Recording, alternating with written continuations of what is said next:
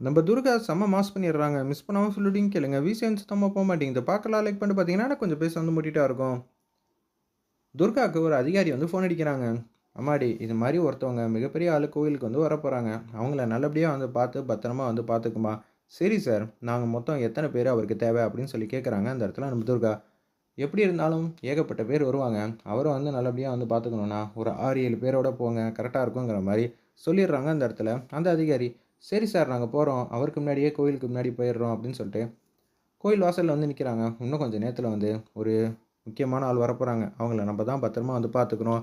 இங்க இருக்கிற எல்லாரையும் இனிமேட்டு செக் பண்ணிட்டு தான் வந்து உள்ள அனுப்பணும்னு சொல்லிட்டு வரவங்க, போறவங்க எல்லாரையும் வந்து பார்த்துக்கிட்டு இருக்காங்க. சரிங்க போங்க, போங்கன்னு சொல்லி ஒவ்வொருத்தரா அனுப்பிச்சு வச்சுக்கிட்டே இருக்காங்க அந்த இடத்துல. அப்பன்னு பார்த்து ஒரு அதிகாரி வந்து பார்க்குறாங்க.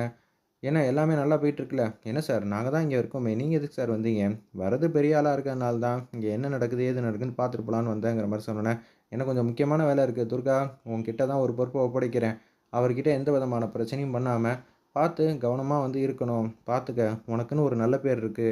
ஏதாவது பிரச்சனை ஆச்சுன்னா, உனக்கு தான் வந்து ப்ரமோஷன்ல ஏதாவது வந்து எடக்கு முடக்கு வரும். பார்த்துக்கன்னு" சொல்லிட்டு அவங்க பாட்டுக்கு போறாங்க. மேடம், நம்ம கொஞ்சம் கவனமாவே இருப்போம்ன்னு சொல்லிட்டு எல்லாரும் வந்து பார்த்துட்டு இருக்கிறப்ப, கார் வர ஆரம்பிச்சிருச்சு. நம்ம எல்லாரும் கொஞ்சம் கவனமா இருக்கணும்னு சொல்லிட்டு, கார் பக்கத்தில வந்து துர்காலேருந்து எல்லாரும் இருக்காங்க. அப்பன்னு பார்த்து எதார்த்தமா கதவு தொறக்குறாங்க. கதவு தொறந்தோனே, "நீ தான் துர்காவா? கமிஷனர் எல்லாம் உன்ன பத்தி சொல்லிட்டு இருந்தாரு. சரி." அப்படின்னு சொல்லிட்டு அவங்க பாட்டுக்கு இறங்குறாங்க. அந்த விஐபி இறங்குனோனே அவங்க பாட்டுக்கு உள்ள வந்து போயிட்டுருக்காங்க. போயிட்டு சாமி கும்பிட்டுட்டு இருக்காங்க. "பசங்களா, நல்லபடியா வந்து சாமி கும்பிடுங்க" அப்படின்னு சொல்லி அவர் பாட்டு வேண்டிட்டு இருக்கிறப்ப, அவர சுத்தி இருக்கிற யாரையுமே வந்து மதிக்க மாட்டேங்கிறாங்க. இது துர்காவுக்கு சுத்தமா வந்து பிடிக்கவே இல்ல. நம்ப பதிலுக்கு மரியாதை செஞ்சா, அவங்க நம்பள ஏத்துக்கணும், இல்ல அமைதியா இருக்கணும். 2மே இல்லாம நக்கலா வந்து பார்க்குறதும், "இத வாங்கிட்டு வா, அத வாங்கிட்டு வான்னு" சொல்றதெல்லாம், "என்ன இது?"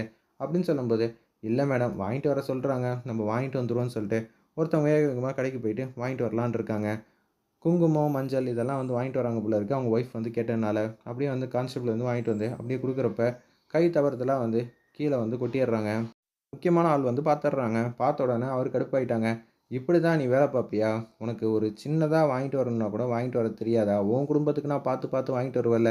"சார், என்ன சார்?" அப்படின்னு சொல்லி கேட்குறாங்க. "என்ன பிரச்சனை?" "இல்லம்மா, இது கொட்டிருச்சுங்கிற மாரி" பேசும்போது, "சாதாரண விஷயம் தானே. உனக்கு வேணா இது சாதாரண விஷயம் இருக்கலாம். எனக்கெல்லாம் இருக்க முடியாது."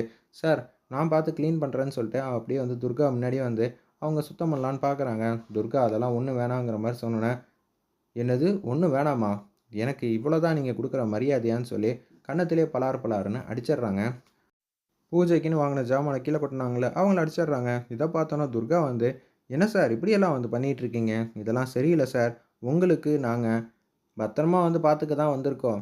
உங்களுக்கு என்னென்ன தேவையோ அதெல்லாம் செய்யறதுக்காக வரல." அப்படின்னு சொன்னோனே, கடுப்பாயிட்டாங்க அந்த இடத்துல அவங்க. "என்ன நெனச்சிட்டு பேசிட்டு இருக்க? என்ன பார்த்து யாரும் இது மாரிலாம் பேசினதில்ல. பார்த்துக்க." அப்படின்னு சொல்லி ஃபர்ஸ்ட் வாட்டி வந்து அமைதியா பேசிட்டு இருக்காங்க. "தப்பு செஞ்சா தான் சார் எல்லாம் அமைதியா வந்து இருக்கணும்.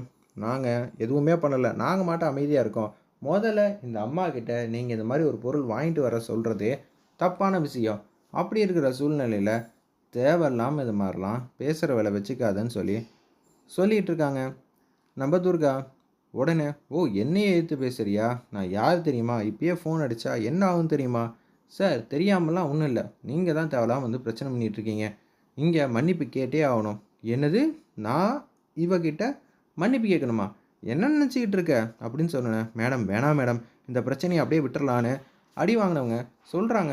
"அப்படியெல்லாம் விட முடியாது. எனக்கு கீழ நீ வேலை பார்த்துக்கிட்டு இருக்கேங்கிறனால, நான் உனக்கு என்ன நடந்தாலும் அப்படியெல்லாம் விட்டுற முடியாது. நான் நியாயமா, கடமையை என்னென்ன செய்யணுமோ அத கரெக்ட்டா வந்து கவனமா வந்து செய்வேங்கிற" மாரி துர்கா அதிரடியா வந்து பேசுறாங்க. இத கேட்ட உடனே, "இப்ப மன்னிப்பு கேட்கலனா, உன்னால என்ன செஞ்சு கிழிக்க முடியும்?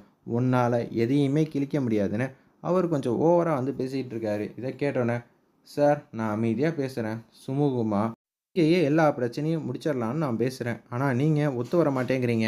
தயவு செஞ்சு திருப்பி வந்து என்ன கேட்க வைக்காதீங்க. சாதாரண ஒரு மன்னிப்பு தானே. உனக்கு வேணா அது சாதாரணமா இருக்கலாம். நான் யாரு? எப்பேர்ப்பட்ட ஆளு? என்னையே வந்து மன்னிப்பு கேட்க சொல்றியா?" அப்படின்னு சொன்னோனே கடுப்பாயிட்டாங்க அந்த இடத்துல நம்ம துர்கா. "சரி சார், நான் இவ்வளோ நேரம் அமைதியா யார்கிட்டயும் பேசினதில்ல. நான் இப்ப அதிகாரியா பேசுறேன். நீங்க மட்டும் அவங்க கிட்ட மன்னிப்பு கேட்கலனா, நான் உங்கள சும்மா விடமாட்டேன். உங்கள கொண்டு போய் என் இடத்துல வந்து உட்கார வச்சுருவேன். பார்த்துக்கங்கங்கிற" மாரி சொன்னோனே, "ஏய்! யாரு முன்னாடி யார் இப்படியெல்லாம் பேசுறது? உனக்கு அந்தளவு தைரியம் வந்துருச்சா அப்படின்னு சொல்கிறாங்க அந்த இடத்துல அவங்க. தைரியம் வரத்துக்கெல்லாம் ஒன்றும் இல்லை சார், என் கடமையை தான் அப்படின்னு சொல்கிறப்ப, இப்பயே நான் என்ன செய்கிறேன்னு பாரு, நீங்கள் யாருக்கு வேணாலும் ஃபோன் அடிங்க, எனக்கு கவலையே இல்லை அப்படின்னு சொன்னோன்னே ஃபோன் அடிக்கிறாங்க அந்த இடத்துல மேலதிகாரிக்கு.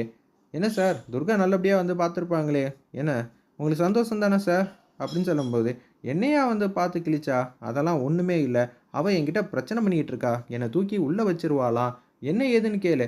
சரி சார், நான் இப்பயே அவங்க ஃபோனுக்கு வந்து பேசிவிட்டு என்ன நடந்திருந்தாலும் நான் உங்ககிட்ட மன்னிப்பு கேட்க சொல்கிறேன்னொன்னே, இன்னும் கொஞ்சம் நேரத்தில் பேசுவாருன்னொன்னே அப்படியே வந்து பேசுகிறாங்க. சார் என்ன சார் அப்படின்னு சொல்லும்போது, அவங்கக்கிட்ட என்னம்மா ஓவராக வந்து பேசிக்கிட்டு இருக்க, கொஞ்ச நேரத்துக்கு முன்னாடி கூட நான் என்னம்மா உங்ககிட்ட சொன்னேன், ஓவராக வந்து பண்ணிகிட்டு இருக்கேன், நீ செய்கிறதெல்லாம் சரியில்லை துர்கா, முதல்ல மன்னிப்பு கேளு. இங்கே என்ன தெரியுமா சார் நடந்துச்சு, எதையும் நான் கேட்க விரும்பலை, நான் சொன்னதை மட்டும் செய், இல்லைன்னா அப்புறம் அவ்வளோதான். ஒரு நிமிஷம் சார், எந்த சைடாக இருந்தாலும் 2 பக்கம் கேட்கணும், நான் எவ்வளோ பொறுப்பான பொண்ணுன்னு உங்களுக்கே நல்லா தெரியும். தெரியுமா, அதனால தான் எந்த இடத்துல எப்படி நடந்துக்கணும்னு உனக்கு தெரியாதா, முதல்ல ஜாமான் வாங்கிட்டு வர சொல்லியிருக்காங்க, அது தவறுதலா கீழே வந்து கொட்டிட்டாங்க, அது நான் ஒன்றும் நம்ம வேலை இல்லை, உடனே இவங்க கோவப்பட்டு அடிச்சிட்டாங்க. சரி துர்கா, எனக்கு புரியாமல் இல்லை, புரியுது, ஆனால் இந்த பிரச்சனையை இங்கேயே முடிக்கணும்னு நான் பார்க்குறேன்.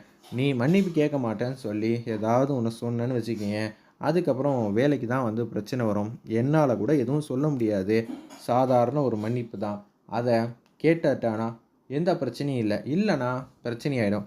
சரி சார், நான் பார்த்துக்கிறேன் அப்படின்னு சொன்னோன்னே உடனே அவங்களுக்கு ஃபோன் அடிச்சுட்டு, இது மாதிரி மன்னிப்பு கேட்பாங்க சார், சாரி சார் தப்பாக நினச்சிக்காதீங்க, அந்த பொண்ணு ரொம்பவே பொறுப்பான பொண்ணு, அதையும் தான் நான் பார்க்குறேன்னு சொல்லிட்டு ஃபோன் வச்சிடுறாங்க அந்த வந்திருக்கிற ஒரு முக்கியமான ஆள்.